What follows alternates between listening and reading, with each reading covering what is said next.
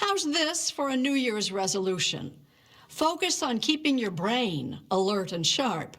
Our Dr. John LaPook has been getting some tips on that from CNN's Dr. Sanjay Gupta. John, I've had a long-standing love affair with the brain. When he's not on CNN giving updates on the coronavirus, you have to try and do the best you can to mitigate all potential exposures. Dr. Sanjay Gupta is at his day job. You're a brain surgeon. What's it like to hold it in your hands? First time I ever operated on the brain, close to 30 years ago now.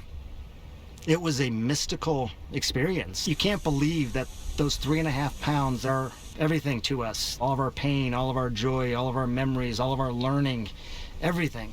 And in his spare time, Dr. Gupta has written a book about the brain, specifically how to keep it in shape. The book is published by Simon & Schuster, a part of Viacom CBS. For Dr. Gupta, it's personal. In many ways, this journey began when my grandfather developed Alzheimer's, and I saw that as a teenage kid, and it really stuck with me. This has been a lifelong journey to try and understand how I could prevent that from happening to me and from anybody else. More than 5 million Americans have Alzheimer's, the most common cause of dementia.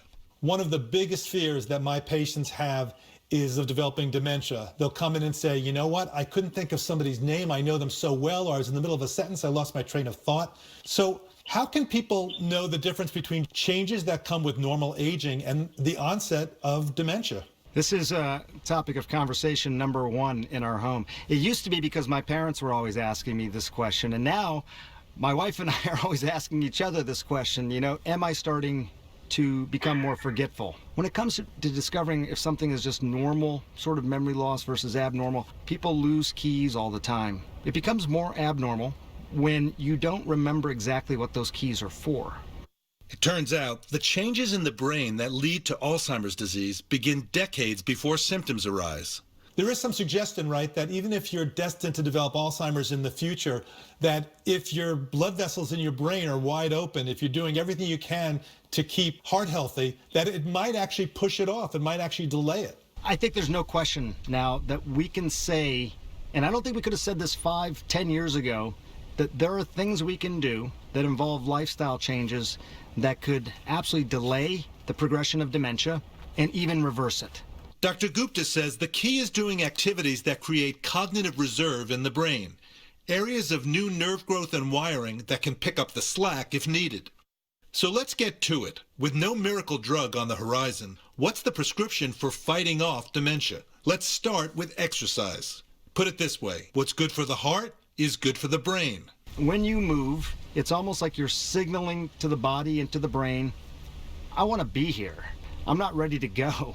With the brain specifically, it releases these things called neurotrophins, these good chemicals. So these are sort of nourishing the brain. In the United States, a lot of us are going 100 miles an hour, but so many of us do that while sitting down, not moving.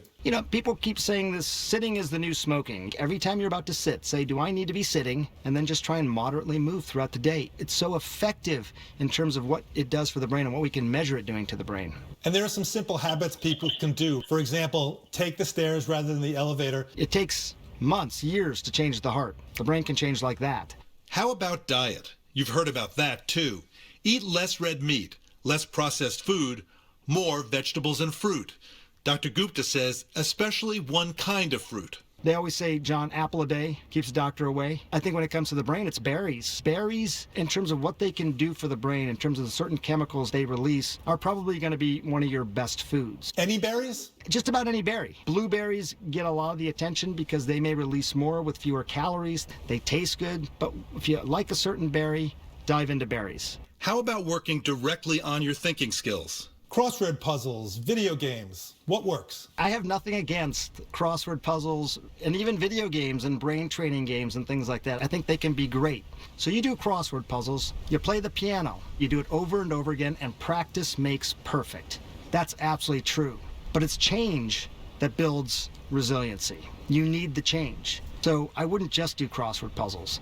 The way that I think about it is if you can get outside your comfort zone in some way every day, you're probably harnessing other real estate in the brain that you don't otherwise use very often. Do something that scares you every day. You know, whatever the metaphor is, whatever works, just do something different. Learn a new skill. I remember talking to these neuroscientists who said, eat dinner with your left hand tonight if you're right-handed. Getting a good night's sleep is another way to help stay sharp. There are so-called garbage collecting cells that help remove toxins from the brain. And while you're asleep, memories from the day are processed. Our knowledge about the importance of sleep has really changed over the years. It's not just a matter of letting our batteries recharge, right? Sleep is such a sophisticated activity that we spend a third of our life doing. The brain is a remarkably complicated organ. When you go to sleep at night, it's taking the experiences you had throughout the day and consolidating them into memories. Why do we even have experiences if you're not going to do the things necessary to remember them, right? We're learning that the brain is constantly sort of going through this rinse cycle at night. For one of the best ways to fight off dementia, look no further than your friends and family. We know that social interaction is so critically important. We are social creatures. We know that there are certain neurochemicals that are released when we actually have touch and look someone directly in the eye. The best thing you could do overall in terms of putting it all together for brain health would be to take a brisk walk with a close friend and talk about your problems. Why?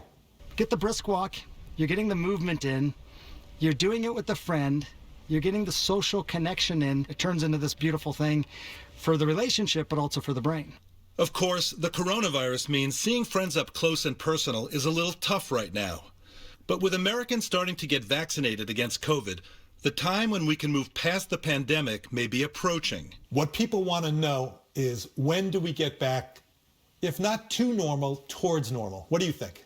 I think we will start to get back to normal a lot sooner than people realize, and I think that could be maybe mid-end of spring. It's going to start to feel a lot more normal. Things will start to open up. People will be out and about more. I have 3 teenage girls. I think they're going to be back in school next fall. I could be wrong, but that's where it seems like things are headed.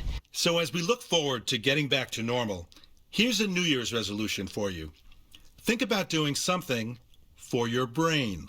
Empathy and kindness, compassion, they do a lot for everybody's brain, don't they? They are the ultimate sort of nourishment for the brain. Every sight you see, every sound you hear, everything you touch, feel, whatever it may be, taste, and then the feelings, the experiences that you have through empathy, through these connections with people, is all nourishing the brain as well. It's really good for the brain. It's why we live.